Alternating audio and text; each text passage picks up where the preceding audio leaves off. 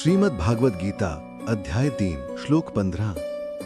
कर्म ब्रह्मोद्भवम विद्धि ब्रह्माक्षर समुद्भवम तस्मात् सर्वगतम ब्रह्म नित्यम यज्ञे प्रतिष्ठितम।